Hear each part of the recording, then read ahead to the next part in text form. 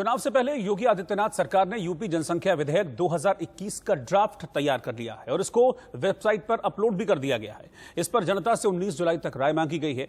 इस ड्राफ्ट में उत्तर प्रदेश में जनसंख्या नियंत्रण के लिए कानूनी उपायों के रास्ते सुझाए गए हैं, जिसके तहत 2 या कम बच्चे वाले अभिभावकों को तमाम सुविधाएं दी जाएंगी, लेकिन 2 से ज्यादा बच्चे वाले अभिभावकों को ये सुविधाएं नहीं मिलेंगी।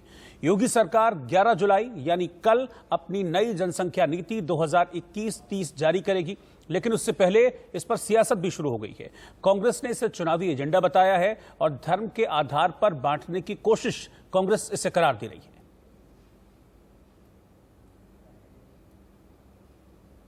और इस बीच बड़ी खबर आपको बता दें, यूपी में जनसंख्या कंट्रोल से जुड़ी बड़ी खबर है। जनसंख्या नियंत्रण पर यूपी विधि आयोग ने ड्राफ्ट तैयार कर दिया है। 2 से ज्यादा बच्चे हैं तो सरकारी नौकरी नहीं मिलेगी। स्थानीय निकाय चुनाव लड़ने पर भी रोक लगा दी जाएगी। 19 जुलाई तक राज्य की जनता से इस ड्राफ्ट पर राय मांगी गई है।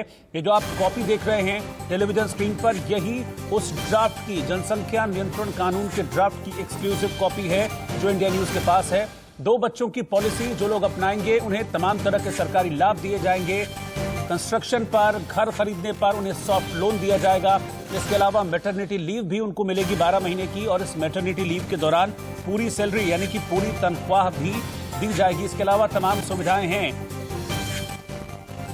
कुछ लोग योगी सरकार की इस नीति का विरोध भी कर रहे हैं। उनका भी अपना एक तर्क है। वो क्या कह रहे हैं इस नए पॉपुलेशन कंट्रोल एक्ट यानी कि जनसंख्या नियंत्रण कानून को लेकर, वो देखिए आप। हम चाहते हैं कि देश में, भारत देश में जो हमारे जनसंख्या नियंत्रण कानून लागू हो, जो सबके लिए ही फायदेमंद है। ये हम जाति धर्म से हम अलग होके जो है ये कर रहे हैं। हम चाहते हैं कि भाई सबके लिए ही हो, क्योंकि ये जो देश की मुश्किलें बढ़ रही हैं बढ़ती जनसंख्या को लेकर, ये जनसंख्या विस्फोट ना हो, इस वजह से हम कर रहे हैं। हाँ जी, हम कानून का नियम कर रहे हैं। हम इसलिए करने प्रदर्शन, हम योगी जी जो हमारा कानून लाना चाहते हैं जनसंख्या नियंत्रण का, हम उसका सपोर्ट कर रहे हैं। हम सोचते हैं कुछ नियम और कानून के साथ, मतलब कि कुछ हमारी जो शर्त है उसके साथ उस कानून को लागू करें, और जब तक मतलब कि सारे पूरे उसके साथ अब हमारे उसकी शर्तों के साथ नहीं होगा तब तक हम इसका प्रदर्शन करते रहेंगे और योगी से कहेंगे और पूरे भारतवर्ष में हर राज्य में ये कानून लाए।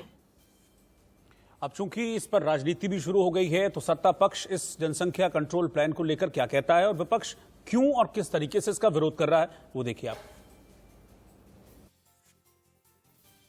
गति और अधिक तीव्र बने और सबको हम उनकी व्यवस्था के अनुसार हर परिवार को सुविधा दे सके, इसके लिए जरूरत है इस बात की कि हमारी जनसंख्या का नियंत्रण हो।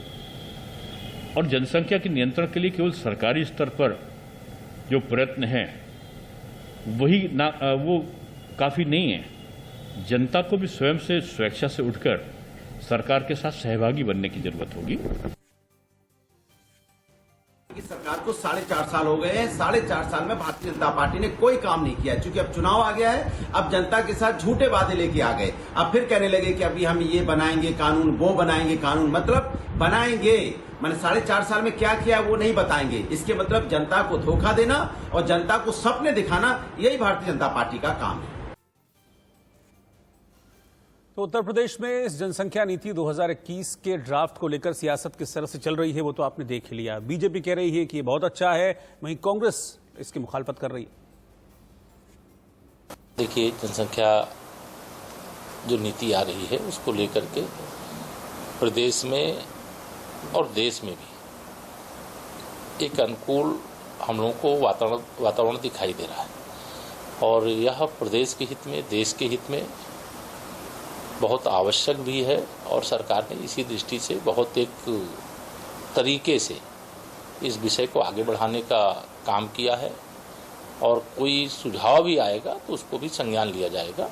यह सरकार की ओर से स्पष्ट किया गया, और उसको सरकार को ऐसे कोई भी निर्णय लेने, कोई भी काम करने का जनादेश प्राप्त है, और उसके अनुसार हम प्रदेश के हित में, देश के हित में विकास को एक तरह से गति प्रदान करने के लक्ष्य को पूर्ण करने के लिए यह सारे निर्णय लेते हैं। कई ऐसे निर्णय हुए हैं, अभी और बहुत सारे निर्णय होने वाले हैं।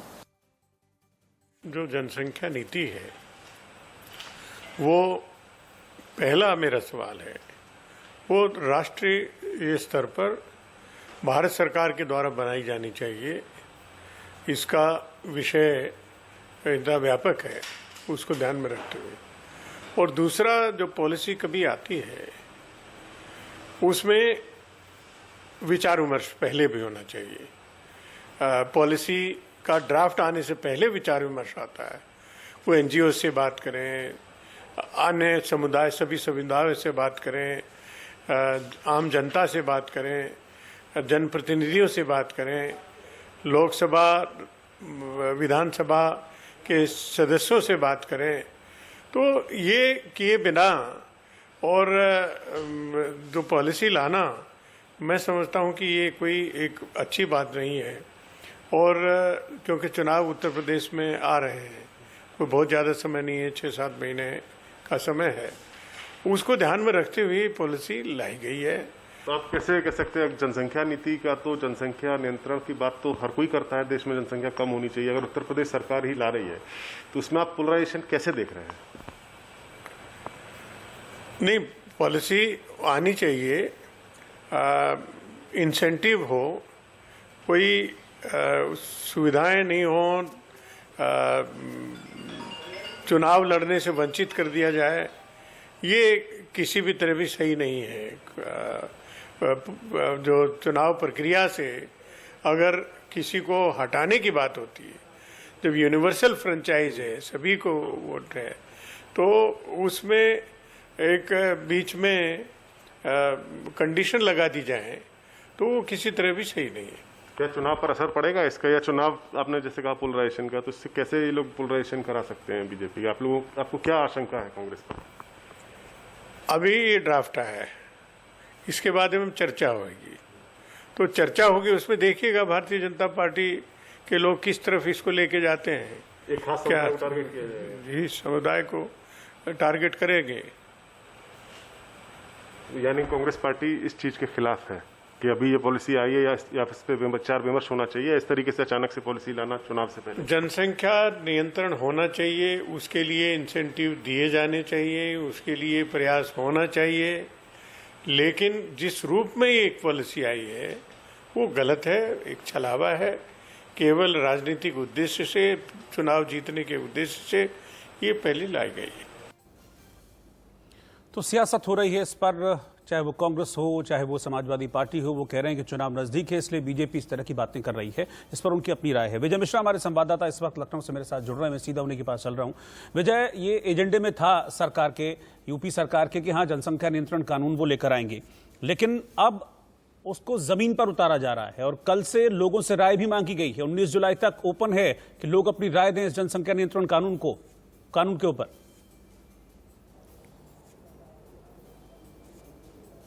जी बिल्कुल सही कहा आपने कि यहाँ पर जो सरकार का जो पोर्टल है, जो कानून मंत्रालय है, वो यहाँ पर इस पोर्टल पर ही इसको रखा जाएगा और 19 तारीख तक जनता की राय इस पर मांगी जा रही है। और जाहिर सी बात है कि कहीं ना कहीं चाहे चुनाव जीतने के लिए ही क्यों ना हो, लेकिन अगर सरकार अपनी नीति के अनुसार ही चुनाव जीतती है, और यही कारण है कि विपक्ष इस मामले में अभी भी खाली हाथ है और विपक्ष के पास बोलने के लिए कहीं कुछ दिखाई नहीं दे रहा है। इस पूरे मसले की अगर हम बात कर ले कि जनता इस पर क्या चाहती है या देश इस पर क्या चाहती है, तो जाहिर है कि कहीं ना कहीं वो भाजपा के पक्ष में नजर आ रही है। और इस बारे में आप जाके देखिए, अभी भी इस पूरे पोर्टल पे जो पूरे कमेंट्स हुए हैं, कहीं ना कहीं सरकार के पक्ष में जाते हुए पूरी तरह से दिखाई दे रहे हैं। और यही वजह है कि यहाँ पर समाजवादी पार्टी अगर इस पर रिएक्शन दे रही है तो टाइमिंग को लेकर के रिएक्शन दे रही है। कांग्रेस का जो रिएक्शन आया है पीएल पुनिया साहब का, वो बिल्कुल कहीं ना कहीं इस चीज को कहते हुए नजर आ रहे हैं। मेरा सवाल यही है वो कहीं ना कहीं जो ये कंसेंसस है, जो ये पब्लिक की राय ली जा रही है, ओपन टू ऑल है, कोई भी इस पर अपनी राय दे सकता है। क्या यही विपक्ष की चिंता है? क्या यही विपक्ष का डर है?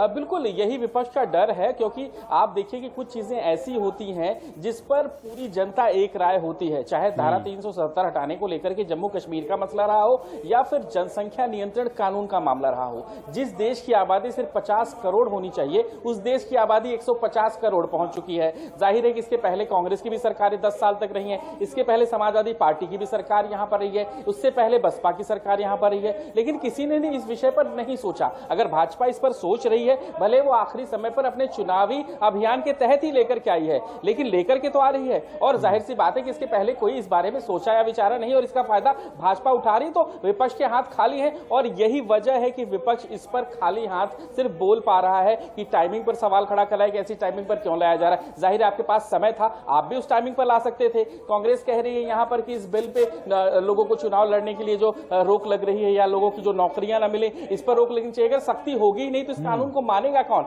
जनसंख्या नियंत्रण होगा कैसे? जाहिर है कि यहां पर बिल्कुल ये योगी आदित्यनाथ का मास्टर स्ट्रोक है, 2022 चुनाव का मास्टर स्ट्रोक है और यही वजह है जिसकी वजह से विपक्ष इसमें तिलमिलाया हुआ है और इस पर कोई भी जवाब नहीं दे पा रहा है। ठीक है विजय, बहुत शुक्रिया आपका जानकारी के लिए। इधर उत्तर प्रदेश में ब्लॉक प्रमुख के चुनावों में बीजेपी को बड़ी जीत मिलती हुई दिख रही है। कुछ लोग बीजेपी की इस जीत को 2022 के चुनाव से जोड़कर भी देख रहे हैं, लेकिन वोटिंग के दौरान आज यूपी के कई शहरों में जमकर हंगामा हुआ, गोलियां चली, प्रत्याशियों को बंधक तक बना लिया गया, लाठी डंडे चलाए गए और बीजेपी और समाजवादी पार्टी के नेता कई जगह आपस में टकराव की स्थिति में नजर आए। 8 तस्वीरें टेलीविजन स्क्रीन पर आप देख रहे हैं। अमरोहा में बीजेपी और समाजवादी पार्टी के कार्यकर्ता यहां आपस में भिड़े, पुलिस ने एसपी और बीजेपी कार्यकर्ताओं पर लाठीचार्ज किया। ऐसे हमीरपुर में भी एसपी और बीजेपी के कार्यकर्ताओं के बीच झड़प हुई है। यहां बीजेपी समर्थकों के ऊपर गुंडागर्दी के आरोप लगे और एसपी कार्यकर्ताओं से उन्होंने मारपीट की। अयोध्या में भी चुनाव के दौरान हिंसा हुई, बीजेपी और समाजवादी पार्टी के कार्यकर्ता यहां पर भी भिड़े हैं। बलिया, चंदौली और जौनपुर में भी चुनाव के दौरान वोटिंग के दौरान जमकर हिंसा हुई। इसके अलावा प्रतापगढ़ और सुल्तानपुर में भी बीजेपी और समाजवादी पार्टी के कार्यकर्ता आपस में टकराव की स्थिति में आए, दोनों के बीच जमकर झड़प हुई और मारपीट की तस्वीरें भी अलग अलग शहरों से सामने आई। तो ब्लॉक प्रमुख के चुनाव में हिंसा की तस्वीरें लगातार सामने आ रही हैं। इस वक्त वो तस्वीरें आप देख रहे हैं टेलीविजन स्क्रीन पर। पहली तस्वीर चंदौली की है, जहां पर बीजेपी और समाजवादी पार्टी के कार्यकर्ता आपस में भिड़े, दोनों पार्टियों के समर्थकों ने एक दूसरे पर जमकर लाठी चलाए। कानपुर में देहात में भी ब्लॉक प्रमुख चुनाव के दौरान जमकर हिंसा हुई। मलासा ब्लॉक में वोट डालने जा रहे दर्जन भर बीडीसी के साथ मारपीट की गई और पुलिस के सामने ही दबंग उन्हें किडनैप करके ले गए। झड़प में दोनों तरफ से ईंट पत्थर भी चले। हालांकि इस दौरान पुलिस भी लाठियां फटकारती हुई नजर आई। जो हंगामा कर रहे लोग थे उन पर पुलिस ने लाठियां भी बरसाई हैं, लेकिन इसके बावजूद हिंसा की तस्वीरें यूपी के कई जिलों से सामने आई। हम लोग जैसे ही वहाँ पे पहुँचे वैसे हम लोगों ने देखा देवीपुरवा में इन लोगों के लोग लगे हुए थे। ठीक है, आगे इन लोगों ने एक गाड़ी लगा दी बीच में, हम लोगों के बीच, गाड़ियों के बीच में, और आगे जाके हम लोगों को जैसे ही गेट पे पहुँचे हैं वहाँ से गेट पे हम लोग पहुँचे गाँव के पहले ही, वहीं पे इनके गुंडे लोग लगे हुए थे और डायरेक्ट ये सब लोग भागने लगे। जबरदस्ती महिलाओं को ऐसे पकड़ पकड़ के गेट खुलवाने लगे और निकालने लगे। पुलिस प्रशासन साथ में था, फिर भी कुछ नहीं कर रहा था। खड़े खड़े पुलिस प्रशासन देख रहा था तमाशा। और अब आपको इटावा की तस्वीरें दिखाते हैं, जहां पर जबरदस्त हंगामा हुआ है। इटावा में वोट डालने जा रहे लोगों को पुलिस के सामने ही रोका गया। इस दौरान पुलिस और प्रशासनिक अधिकारियों की मौजूदगी रही और यहां पर भी जमकर हंगामा हुआ। दरअसल इससे पहले जब हंगामा हुआ था तब नामांकन चल रहा था, उस दौरान की तस्वीरें भी हमने देखी थी। गोलियां चली, बम भी चले और आज चूंकि वोटिंग यहां पर की गई, इसी दौरान झड़प हुई है दोनों पक्षों के बीच में। यहां तक कि पुलिस को वाटर कैनन का इस्तेमाल करना पड़ा, आंसू गैस के गोले तक पुलिस को दागने पड़े इस हंगामा कर रही भीड़ पर। तब जाकर जो हालात हैं वो कुछ शांत हो सके हैं। आज वोटिंग के दौरान इटावा में भी जमकर हंगामा हुआ। और इस बीच एक बड़ी खबर, ब्रेकिंग न्यूज आपको बता दें। यूपी में ब्लॉक प्रमुख चुनाव में बीजेपी बड़ी जीत की ओर बढ़ती हुई नजर आ रही है। बीजेपी ने 499 सीटें जीतकर बड़ी बढ़त बना ली है। समाजवादी पार्टी के खाते में महज 70 सीटें गई हैं, जबकि अन्य प्रत्याशियों ने 81 सीटें जीती हैं। 499 सीटों पर बीजेपी ने कब्जा कर लिया है। इस वक्त की बड़ी खबर आपको बता रहे हैं, 499 सीटें भारतीय जनता पार्टी जीत चुकी है। हालांकि कल तक जो आंकड़ा सामने आ रहा था उसमें भी लगभग 1/3 सीटों पर बीजेपी का कब्जा दिख रहा था, क्योंकि इन सीटों पर एक ही पर्चा भरा गया था और वो या तो बीजेपी उम्मीदवार का था या फिर बीजेपी समर्थित उम्मीदवार का। तो ये कल से ही माना जा रहा था कि बीजेपी की बड़ी जीत होगी ब्लॉक प्रमुख चुनाव में, और अभी तक जो जानकारी मिल रही है उसके मुताबिक 499 सीटें बीजेपी ने जीत ली हैं। तकरीबन 850 के आसपास नामांकन हुए थे, जिनमें से 499 सीटें यानी कि आधे से ज्यादा बीजेपी जीत चुकी है।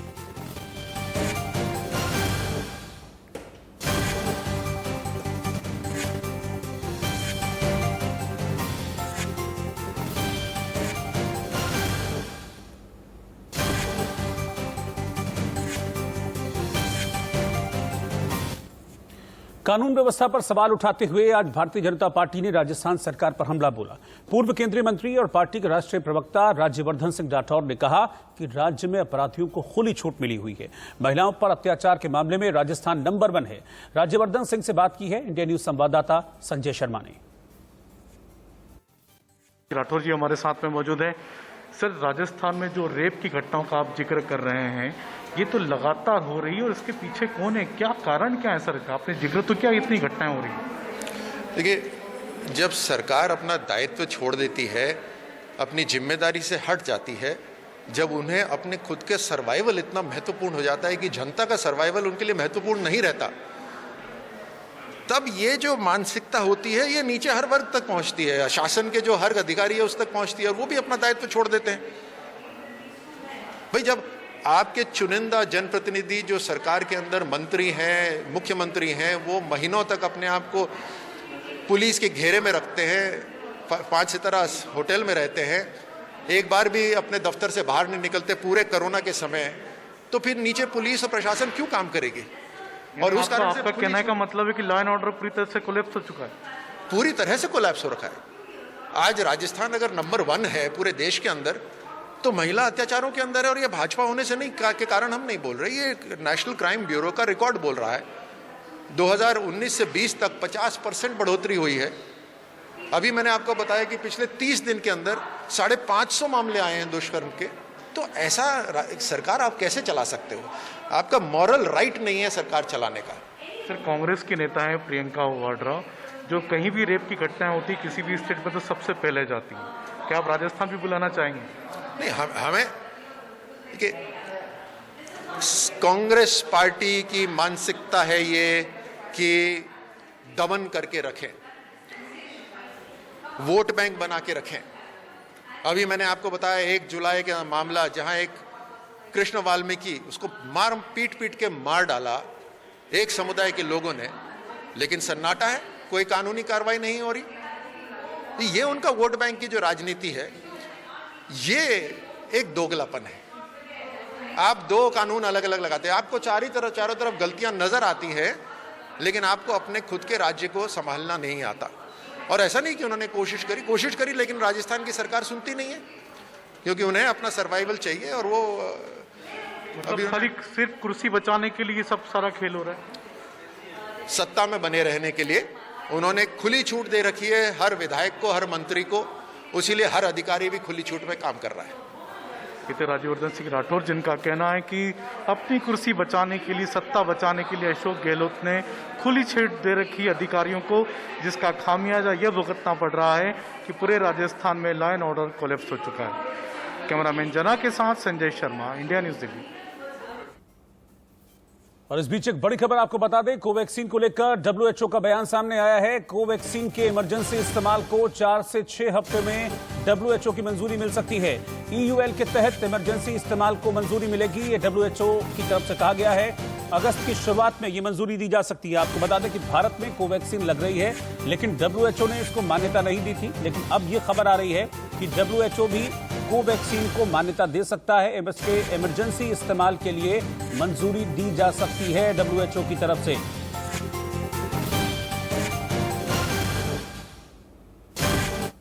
एक ब्रेक के लिए रुक रहे हैं, आप बने रहिए इंडिया न्यूज के साथ।